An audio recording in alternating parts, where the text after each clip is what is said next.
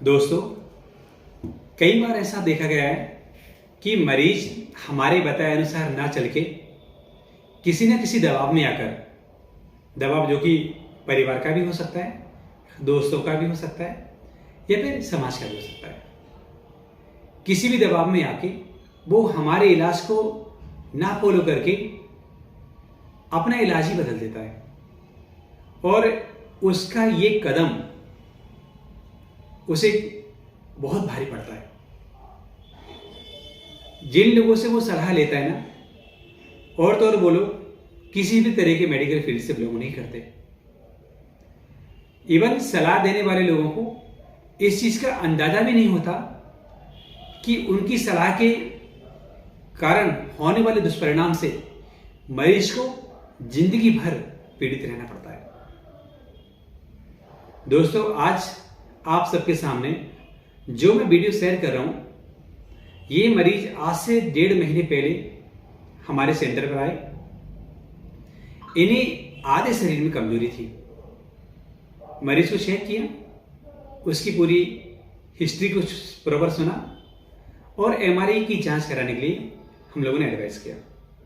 MRI की जांच में दिमाग के एक हिस्से में काफी बड़ा खून का थक्का निकला, जो कि मरीज को पूरी तरह से एक्सप्लेन कर दिया था कि इसमें कितने % चांसेस हैं सही होने के, और उसके लिए उन्हें क्या क्या करना पड़ेगा। उनको मेडिसिन लेनी होगी, प्रॉपर फिजियोथेरेपी करनी होगी, डाइट प्रॉपर मेंटेन करनी होगी, इससे होने वाले कॉम्प्लिकेशन से बचना होगा। हर चीज मरीज को एक्सप्लेन करके हम लोगों ने यहां से भेजा। आज 1.5 महीने के बाद जब मरीज हमारे पास में आया तो हमने कुछ और ही पाया। इसको उसमें क्या क्या हुआ है वो बताने के पहले एक बार मैं मरीज को आप सबके सामने चेक करके उससे खुद के सिम्टम आपको बताता हूं।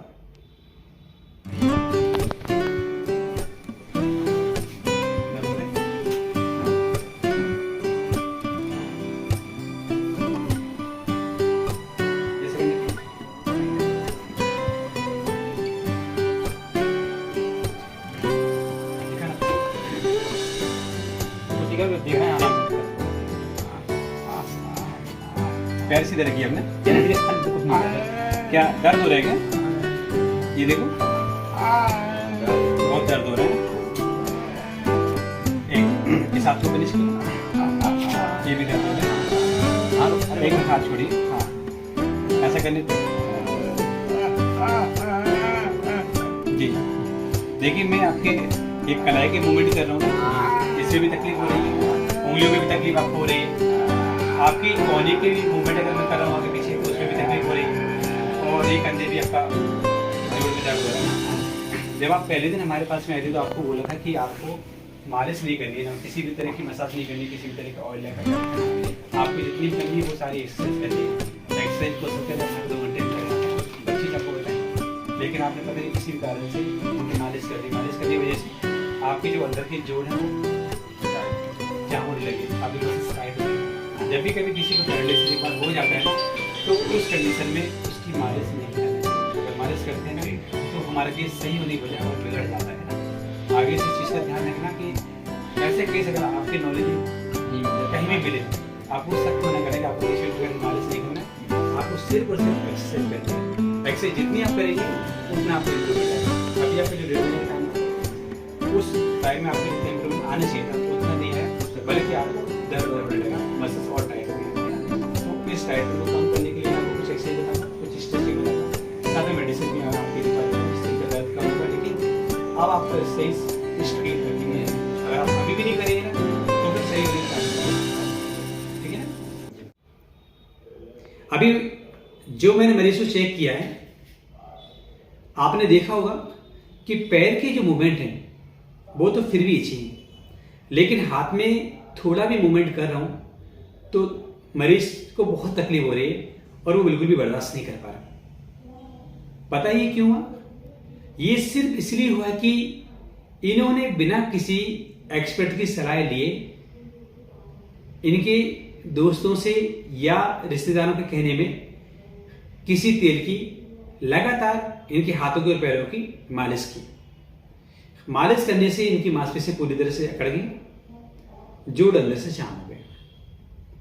अब दोस्तों, शुरू के 6 महीने का जो टाइम होता है वो एक पैरालिसिस के मरीज के लिए बहुत इंपॉर्टेंट होता है। उसमें किसी भी तरह का ऐसा कोई काम नहीं करना चाहिए जिससे हमारी रिकवरी में कोई भी रुकावट आए। इन्होंने शुरू के 1.5 महीने तो मालिश में निकाल दिए, और अब आगे का जो टाइम लगेगा वो मालिश से होने वाले दुष्प्रभाव या कॉम्प्लिकेशन को हटाने में लगेगा। इसके बाद जो बचा हुआ समय है उसमें अगर इन्हें सही से एक्सरसाइज कर ली तो देखते हैं कितनी रिकवरी होगी। ये एक केस नहीं, हजारों केस हम लोगों ने ऐसे देखे हुए हैं कि मरीज हमारे कहने पे हाँ तो करके चले जाते हैं, लेकिन जैसे ही वो अपने घर पहुंचते हैं उनके सारे तरीके चेंज हो जाते हैं। और जब शुरू के 6 महीने निकल चुके होते हैं ना, फिर आके हमसे बोला जाता है कि डॉक्टर साहब आपके दिए हुए ट्रीटमेंट से हमें बहुत ज्यादा आराम नहीं मिला। इसके जिम्मेदार वो हमको ठहराते हैं, जबकि गलती खुद मरीज की होती है। इसलिए कभी भी अपनी जिंदगी में अगर किसी की सलाह माननी है तो हमेशा उस फील्ड के एक्सपर्ट की माने। मैं ये तो नहीं कहता कि डॉक्टर की सलाह हर जगह लेनी चाहिए, लेकिन जिस चीज में वो एक्सपर्ट है उसमें तो डॉक्टर की ही मानना चाहिए, क्योंकि जितना नॉलेज वो रखते हैं ना उतना नॉलेज और लोगों के पास में नहीं होता। क्यों?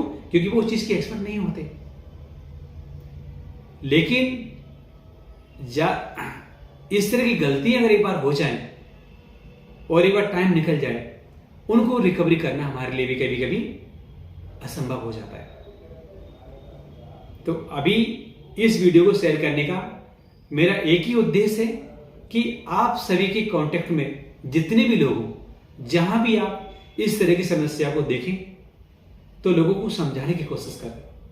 आज भी दुनिया में बहुत से ऐसे लोग हैं, जरूरी कि रूरल एरिया में ही हो, ग्रामीण क्षेत्र में ही बात नहीं कर रहा, शहरी क्षेत्र में भी बहुत से ऐसे लोग हैं जो इस तरह की बीमारियों को नजरअंदाज करते हैं, गंभीरता से नहीं लेते, और एक बार समय निकलने के बाद में फिर पछताते हैं। तो पछताने से बेहतर है कि हम समय रहते उन चीजों को गंभीरता से लें और डॉक्टर के बताए अनुसार इलाज लें और उनके कहे अनुसार एक्सरसाइज करें, तो डेफिनेटली हमें अपनी बीमारी से बाहर आने में सफलता मिलेगी। धन्यवाद।